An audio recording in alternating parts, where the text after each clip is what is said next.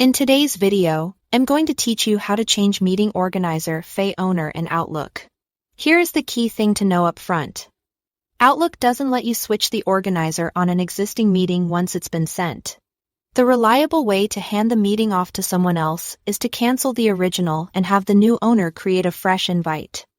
Doing it this way keeps everyone in sync and prevents calendar conflicts or duplicate meetings. Start by opening the meeting on your calendar.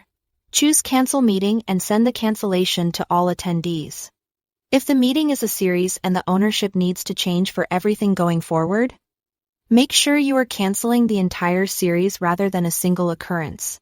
In the cancellation message, it helps to add a short note so people understand what's happening. Like, we're transferring ownership of this meeting. You'll receive a new invite shortly. Sending the cancellation is important because attendees' calendars won't clear otherwise, and you'll end up with overlapping or confusing entries. Next, the new owner should create a brand new meeting request with the same details. Reuse the original title, invite the same attendees, and set the same date, time, and recurrence pattern.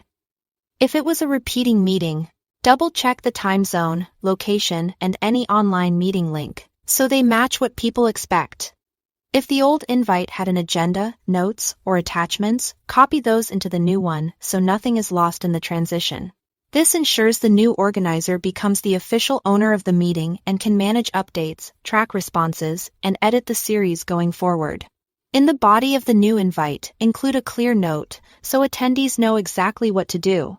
Add a message like, "This meeting replaces the previous series organized by the previous organizer.